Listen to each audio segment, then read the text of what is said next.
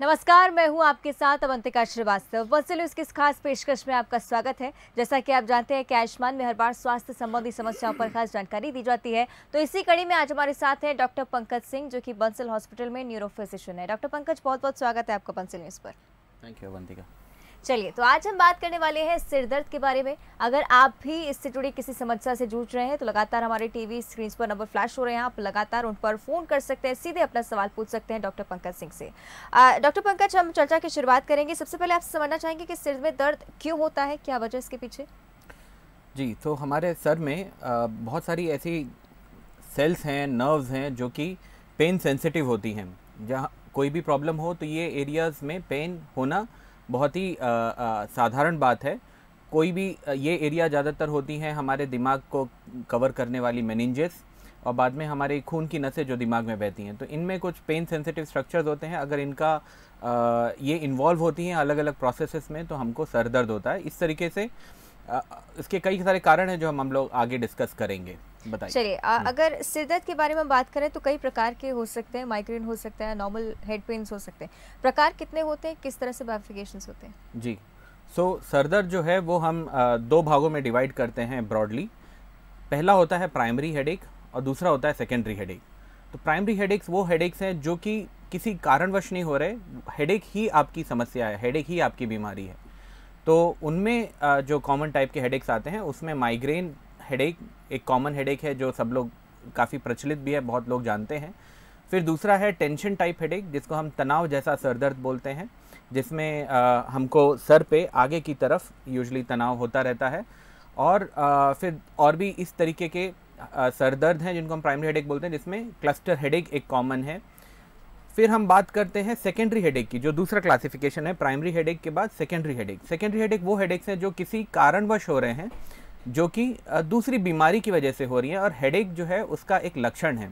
जैसे अगर आपके दिमाग में प्रेशर बढ़ा हुआ है, आगे दिमाग में पानी ज़्यादा बन रहा है, दिमाग में कोई ट्यूमर गांठ हो गई है, या फिर दिमाग में कुछ इन्फेक्शंस हो गए हैं, इन कारणों से भी आपको सर दर्द होता है। अगर आपके शरीर में कोई प्रॉब्लम है, जैसे आपको कोरोना ही एक बीमारी थी जिसमें हमको सर दर्द होता था, डेंगू मलेरिया हुआ है, उसमें भी आपको लगातार सर दर्द बन सकता है। तो फिर हेडेक जब किसी दूसरी बीमारी की वजह से हो रहा है तो हम उसको सेकेंडरी हेडेक बोलते हैं। तो इस तरीके से हम हेडेक को डिवाइड करते हैं दो भागों में, और पहचानने की कोशिश करते हैं कि आपका हेडेक प्राइमरी है या सेकेंडरी। चलिए, आपने दो प्रकार बताए सर। लक्षणों के आधार पर हम किस तरह से डिफाइन कर सकते हैं कि प्राइमरी हेडेक है और सेकेंडरी हेडेक है? जी, प्राइमरी हेडेक जिसमें हमने बात की कि migraine headache, tension type headache, ये दोनों सबसे कॉमन टाइप के हेडेक हैं। लगभग हमारी 70 से 80% पेशेंट्स जो हेडेक के आते हैं वो इन्हीं दोनों में से होते हैं।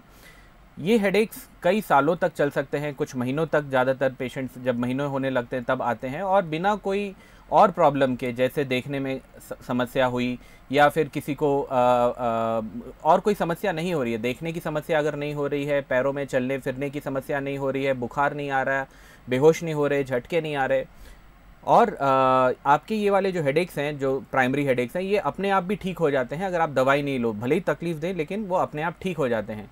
और जब आप ठीक होते हैं तो हेडेक्स के बीच में आप एकदम सही रहते हैं, तो फिर हम इनको प्राइमरी हेडेक्स कहते हैं। जो दूसरा हेडेक है सेकेंडरी हेडेक, मान लीजिए अब आपको दिमाग का प्रेशर बढ़ा हुआ है, तो वो हेडेक बिना दवाई किए जाएगा नहीं, और आप हेडेक्स के बीच में भी नॉर्मल नहीं रहेंगे, कुछ ना कुछ आपको तकलीफ होती रहेगी। एक उदाहरण के लिए, अगर आपको दिमाग का इन्फेक्शन है तो उस समय आपको सर में दर्द चलता रहेगा, और दिमाग में इन्फेक्शन के और शरीर में कहीं इन्फेक्शन के कुछ ना कुछ साइंस बनते रहेंगे। जैसे फीवर आएगा, वज़न कम होता रहेगा, और देखने में प्रॉब्लम होगी, हो सकता है उल्टियाँ शुरू हो जाएं। तो इस तरीके से सेकेंडरी हेडेक्स में कोई ना कोई हेडेक के अलावा भी कुछ ना कुछ शरीर के लक्षण हो सकते हैं। प्राइमरी हेडेक में जो माइग्रेन होता है वो बड़ा तकलीफ़ वाला सर दर्द होता है, यूजुअली एक तरफ होता है, टीस मारने जैसा सर दर्द होता है। उसके साथ कई बार उल्टी का मन करता है, कई बार उल्टी हो भी जाती है। इतना वो तकलीफ़ देता है कि आप कोई काम नहीं कर पाते, आपको लाइट बंद करके, आवाज़ कम से कम करके लेटना पड़ता है, और ये लगभग 3 घंटे से लेकर 3 दिन तक आपको तकलीफ़ दे सकता है अगर आप दवाई नहीं ले रहे हैं तो। जो टेंशन टाइप हेडेक, जिसको हम तनाव जैसा सर दर्द बोलते हैं, ये यूजुअली आपके आगे वाले सर में होता है। ऐसा लगता है जैसे सर पर कुछ रखा हुआ है, सर बहुत भारी हो गया है, और ये सुबह ठीक रहता है, जैसे जैसे दिन ढलता है वैसे बढ़ता चला जाता है। ये इतना ज़ोर का नहीं रहता कि आपको अपना काम छोड़ना पड़ेगा, इसके साथ आप काम करते जाते हैं लेकिन तकलीफ़ में रहते हैं। इसके साथ उल्टियाँ नहीं होती और ये मैनेजेबल टाइप का सर में दर्द होता है। तो यूजुअली पेशेंट्स जो होते हैं वो कई दिन बाद या कई महीनों की सफरिंग के बाद हमारे पास आते हैं। तो ये 2 टाइप के जो हेडेक्स मैंने आपको बताया, ये प्राइमरी हेडेक है। एक तीसरा हेडेक जो आपके स्क्रीन पे दिख रहा है, जो क्लस्टर हेडेक बताया जा रहा है, ये क्लस्टर हेडेक एक आदमियों में या मेल्स में होने वाला कॉमन हेडेक है, जो कि एक तरफ ही होता है सर पे और वो आंखों के पास होता है और इतना ज़ोर का होता है कि आदमी बैठ नहीं पा रहा होता है, वो भाग ही रहा होता है और इतने रो रहा होता है, उसकी आंखों से पानी आ रहा होता है, आंखें लाल हो गई होती हैं। और इसका सिंपली हम लोग कुछ तरीक़ों से इनको डायग्नोस कर सकते हैं और इसको ट्रीट कर सकते हैं। तो प्राइमरी हेडेक का बहुत अच्छा ट्रीटमेंट अवेलेबल है अगर हम इसको पहचानें और इसको प्रॉपरली ट्रीट करें। तो प्राइमरी हेडेक्स की सर अगर आप बात कर रहे हैं तो आपने लक्षणों के आधार पर मैं बताया किस तरह से हम डिफरेंशिएट कर सकते हैं। आपने कहा कि हर बार दवाई लेना ज़रूरी नहीं होता है, लेकिन कई बार ये दर्द जो होते हैं वो रिपीट होते रहते हैं और कई बार लोग चाहते हैं कि इसका परमानेंटली कोई इलाज हो सके। क्या इसकी रोकथाम के लिए कोई स्टेप्स हैं मेडिकली? जी, जो प्राइमरी हेडेक्स मैंने बताया, tension type headache, migraine headache, इनके लिए जो सबसे इम्पॉर्टेंट चीज़ है कि हम अपने ट्रिगर्स को हटाएं। ट्रिगर्स मतलब आप ये पहचानें कि आपकी डेली की लाइफस्टाइल में ऐसी कौन सी चीज़ है जो आपको वो तकलीफ़ दे रही है या माइग्रेन दे रही है। किसी को माइग्रेन जो होता है वो नींद नहीं आई इसी के लिए हो गया। अगर आप रात में ढंग से सो नहीं पाए हो, आप ट्रैवल कर रहे हो, कोई शादी में गए हो, तो माइग्रेन हेडेक प्रेसिपिटेट हो जाता है, मतलब ट्रिगर हो जाता है। किसी को कुछ देख लिया, कुछ सूंघ लिया, कुछ स्पेसिफिक अगरबत्ती का स्मेल सूंघ लिया तो हो गया। किसी को पेट्रोल की स्मेल से ट्रिगर हो जाता है। किसी को कुछ स्पेसिफिक खा लिया, कहीं बाहर उसने अजीनोमोटो डाला हुआ नूडल्स खा लिया तो, या कोलेस्ट्रॉल वाला खाना खा लिया, तो उसको इस तरीके से हेडेक होने लग जाता है। तो आप वो ट्रिगर को अवॉइड करें, ये बहुत ज़रूरी है। दूसरी चीज़ जो होती है दवाई, तो हम जो दवाइयाँ देते हैं इस बेसिस पे देते हैं कि आपका हेडेक की फ्रीक्वेंसी क्या है। अगर आपको महीने में 4 से 5 दिन या उससे ज़्यादा हेडेक्स हो रहे हैं तो ही हम दवाई सजेस्ट करते हैं रेगुलर खाने के लिए, नहीं तो हम आपको एबॉर्टिव ट्रीटमेंट देते हैं जिसमें आपको जब सर दर्द हुआ तभी दवाई ले, नहीं तो मत लीजिए। तो इस तरीके से हम डिसाइड करते हैं कि आपको सर दर्द के लिए हम दवाई दें या ना दें। अगर आपके कोई सेकेंडरी हेडेक है, जैसे कि दिमाग का इन्फेक्शन, प्रेशर बढ़ा हुआ है, ब्लीडिंग हुई है कुछ, तो उस समय तो आपकी बीमारी को पहचानना और बीमारी को ट्रीट करने से आपका सर दर्द अपने आप ठीक हो जाएगा। चलिए, इस बीच एक कॉलर रोशन साहू हमारे साथ बीनागंज से जुड़ रही हैं। रोशन, अपना सवाल पूछिए। हेलो सर, नमस्ते। नमस्ते, बताएं। ये अभी मेरा सर दर्द काफी रहता है सर, ये कुछ समय से। ठीक है, कितने समय से सर दर्द है? सर दर्द के बारे में और बताएं, कितने देर में आता है, क्या क्या तकलीफ होती है सर दर्द के साथ? उल्टियाँ होती हैं, एक तरफ रहता है, कितना तकलीफ दे देता है, आपको काम छोड़ना पड़ता है क्या? हाँ, स्टडी मुझको उसकी वजह से स्टडी मुझको रोकना पड़ती है मेरी हमेशा, कि जो जाता है तो उसके रिलैक्स लेना पड़ता है, बने डापावर और पैरासिटामोल गोली टेबलेट लेनी पड़ती है। महीने में कितना दिन आपको ये सर दर्द होता है? महीने में करीबन हर वीक में होता है ये दर्द, है ना? तो अब आपको कितने समय से चल रहा है ये सर में दर्द? लगभग 1.5 ईयर से। हाँ, तो अगर 1.5 साल से आपको हेडेक चल रहा है तो आपको सेकेंडरी हेडेक नहीं है, इतना क्लियर हो जाता है। ज़्यादा चांसेस है कि आपको प्राइमरी हेडेक जैसे माइग्रेन या टेंशन टाइप हेडेक है। अब आप बोल रहे हैं कि मेरे को काम छोड़ना पड़ जाता है, इतना तकलीफ होती है, तो लाइकली वो माइग्रेन हेडेक है। और माइग्रेन हेडेक बीच बीच में जो आप पैरासीटामोल या उसके साथ जो मेडिकल स्टोर वाली दवाइयाँ लेके चला रहे हैं उससे आराम तो होगा, लेकिन इन दवाइयों के साइड इफ़ेक्ट शुरू हो सकते हैं। तो अगर आपको रेगुलर एटलीस्ट महीने में 5-6 गोलियाँ ऐसी लेनी पड़ रही हैं तो फिर आप अपने डॉक्टर से मिलें, हमसे आके मिलें। हम कोशिश करेंगे ऐसी दवाई देने की जो आप रेगुलर लें और जिससे आपको सर दर्द ना हो और आपको अपना काम बंद करके कुछ दिन छुट्टी लेने की नौबत ना आए। तो माइग्रेन हेडेक की संभावना ज़्यादा लग रही है। चलिए, आशा करते हैं कि रोशन को उनका जवाब मिल गया होगा। हम चर्चा को आगे बढ़ाएंगे। डॉक्टर पंकज, जिस बात का जिक्र हमारे कॉलर ने भी किया है कि पैरासीटामोल जैसी मेडिसिन लेनी पड़ जाती हैं, यूजुअली जब सर में दर्द होता है हम सजेस्ट कर देते हैं कि आप जो भी घर में मेडिसिन अवेलेबल हो वो ले लीजिए, लेकिन कई बार कहा जाता है कि ज़्यादातर मेडिसिन जो होती हैं वो आगे जाकर और ज़्यादा कॉम्प्लिकेशंस क्रिएट कर सकती हैं। ऐसी स्थिति में क्या करना चाहिए अगर हमें मेडिसिन से बचना हो तो? मेडिसिन, देखिए, अगर आपको सर में दर्द हो गया है तो आपको दवाई तो लेनी पड़ेगी।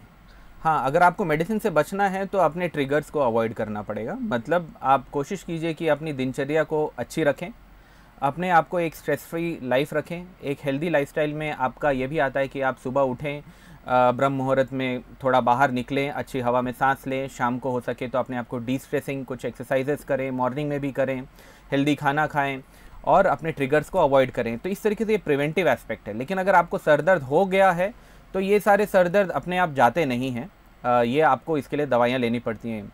आप जितना प्रिवेंशन आप रखेंगे उतना ही आपको ये फ़ायदा पड़ेगा। अगर आपका वेट बढ़ गया है, आपको डायबिटीज़, शुगर है, इन सबको भी कंट्रोल कीजिए। तो ओवरऑल एक ऑल इन वन टाइप का ट्रीटमेंट करना रहेगा, जिसके साथ आपको दवाइयाँ लेनी पड़ेंगी। तो आप जो आपका सवाल है कि अगर हो गया है तो हम क्या करें, तो हो गया है तो आपको दवाई लेनी पड़ेगी, स्पेशली उस अटैक के लिए। इस बीच ये आपसे जानना चाहूँगी, अगर दवाई ली जाती है रेगुलर बेसिस पर तो क्या आगे जाकर सच में कॉम्प्लिकेशन क्रिएट कर सकती है? जी, तो बहुत सारी दवाइयाँ हैं ये माइग्रेन के लिए और टेंशन टाइप हेडेक के लिए बहुत सारे टाइप के ट्रीटमेंट अवेलेबल हैं। तो जो क्वालिफाइड डॉक्टर्स हैं वो कोशिश करते हैं कि आपको वही दवाई लंबे समय के लिए दें जिनके साइड इफ़ेक्ट्स ना हो। और जो मोस्ट कॉमन साइड इफ़ेक्ट होता है वो होता है नींद। तो बहुत सारे लोगों में एक मिथ्या रहती है कि ये नींद की दवाई दे दी है। नहीं, ऐसा नहीं है। खांसी की दवाई का भी साइड इफ़ेक्ट नींद होता है, तो क्या हम खांसी की दवाई नहीं लेते हैं। तो उसी तरीके से सर दर्द की कुछ दवाइयों में नींद का साइड इफ़ेक्ट होता है। वो दवाइयों को लेकर रेगुलर चलाएंगे तो 2-4 दिन में उसके नींद वाले साइड इफ़ेक्ट ख़त्म हो जाते हैं और उसके बाद उसका हेडेक पर ही असर पड़ता है। कुछ दवाइयाँ हैं जिनका नींद नहीं होता है बिल्कुल भी।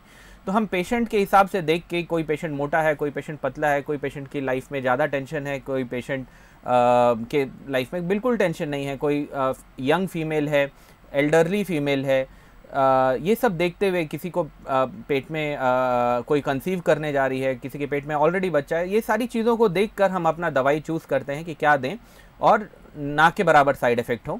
जो आप रेगुलर मेडिसिन मेडिकल स्टोर से ख़रीद के कोई निमेसुलाइड या खा लेता है, कभी कोई डाइक्लोफेनाक ब्रूफेन खा लेता है, इन दवाइयों के साइड इफ़ेक्ट्स हैं जो कि आपकी लिवर और किडनी को अगर आप रेगुलर ले रहे हैं तो इफ़ेक्ट करेंगे। लेकिन हमारे जो माइग्रेन के ट्रीटमेंट्स हैं इनमें अगर हैं तो हम आपको बताते हैं और जब भी आप फॉलोअप में आएंगे हम आपसे कुछ सवाल पूछेंगे। हो सकता है बीच बीच में कुछ टेस्ट कराएं देखने के लिए कि ऐसे कोई साइड इफ़ेक्ट तो नहीं आए हैं, लेकिन मैक्सिमम दवाई सेफ़ है, निश्चिंत रहें।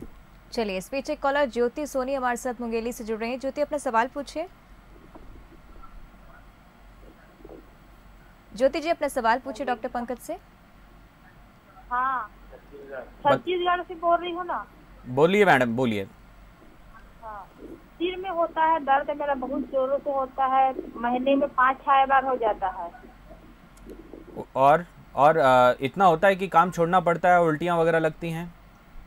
नहीं, उल्टियाँ नहीं होती, मैंने होने जैसे लगता है, होता नहीं है। ठीक है। लाइट से आवाज़ से तकलीफ रहती है कि मेरे से कोई बात ना करे, चिड़चिड़ापन होता है, अंधेरे में बैठने का मन करता है? चिड़चिड़ापन होता है, हाँ, माने हाँ, तो आप भी मुझको माइग्रेन के लक्षण बता रही। इतना जोर का होता है कि आपको काम छोड़ना पड़ता है, आराम करना पड़ता है? हाँ, हाँ, जी। और कितना समय से हो रहा है?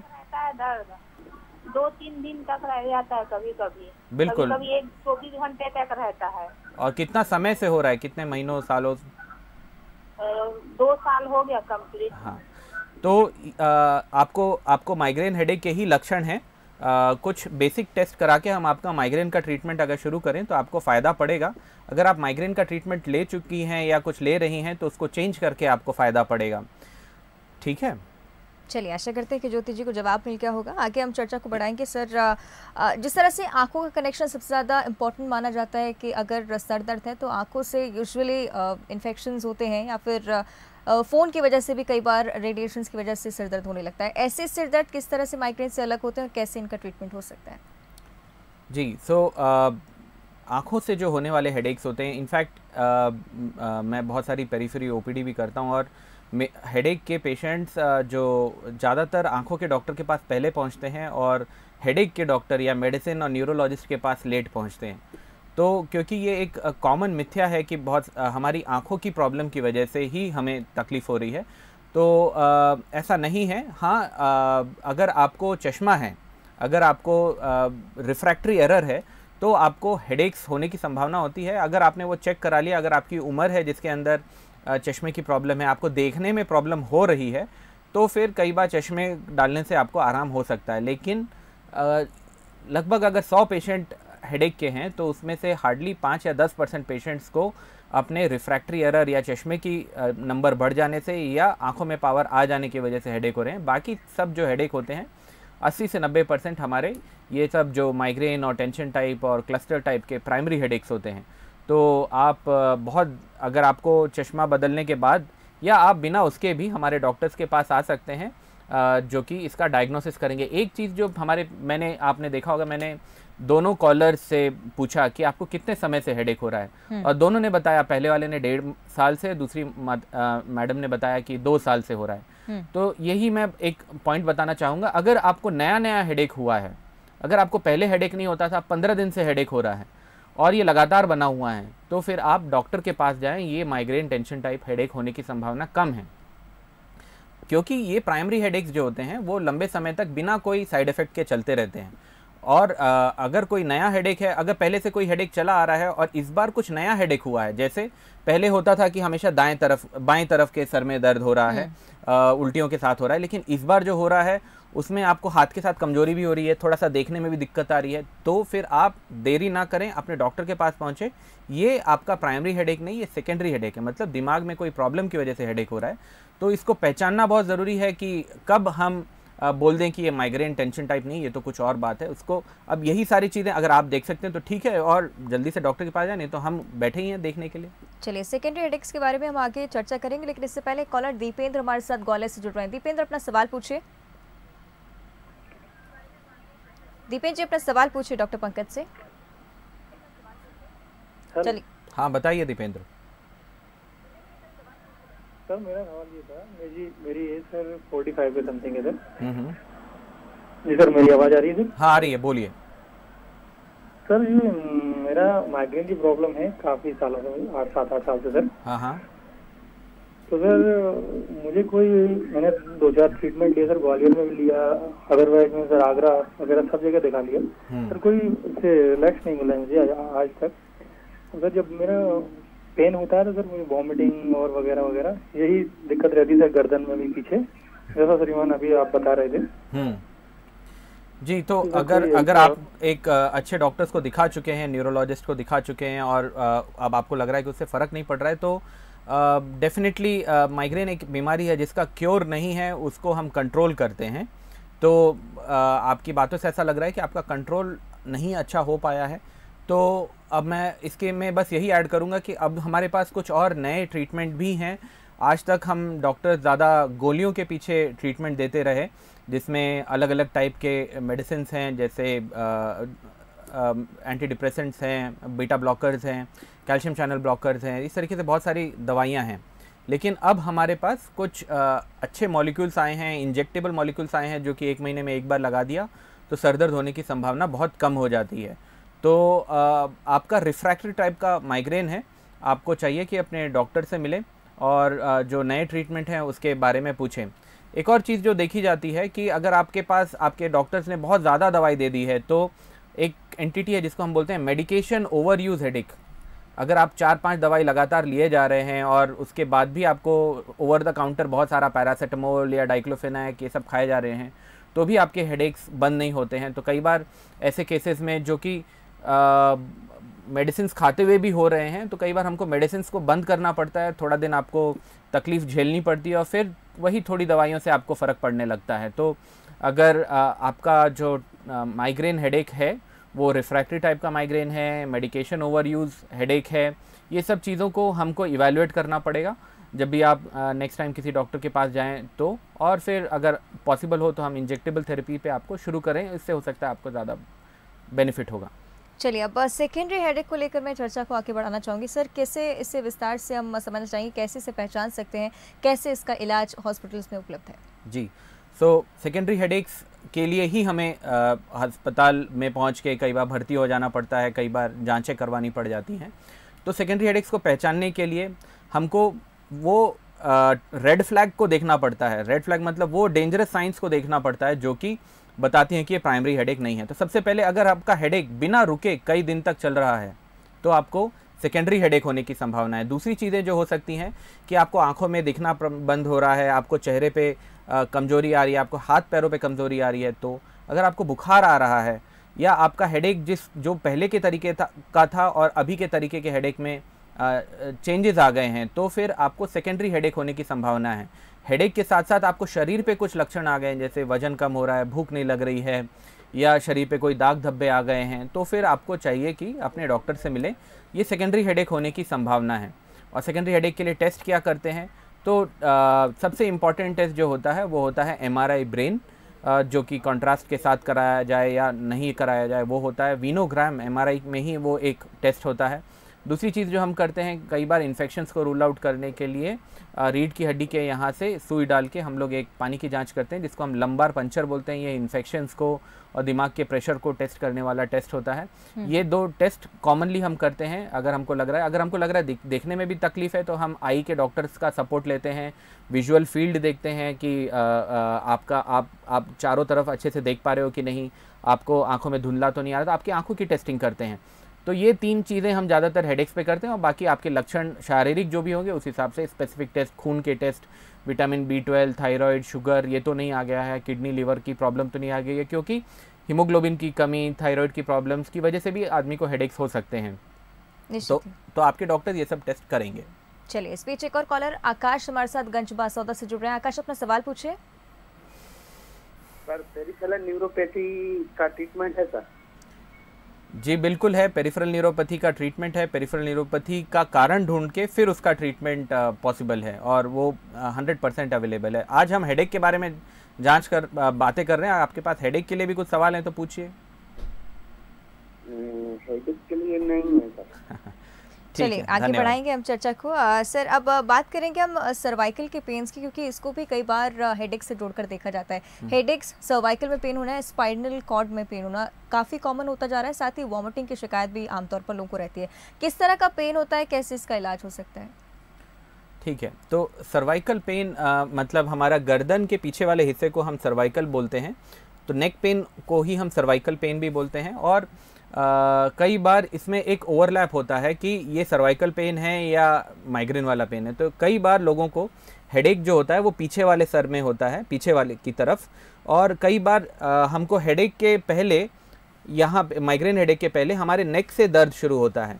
तो कुछ माइग्रेन के हेडेक्स में, जिसको हम सर्वाइकोजेनिक माइग्रेन बोलते हैं, मतलब सर्वाइकल पेन के साथ होने वाला माइग्रेन, तो उसका ट्रीटमेंट भी माइग्रेन वाला ही ट्रीटमेंट है।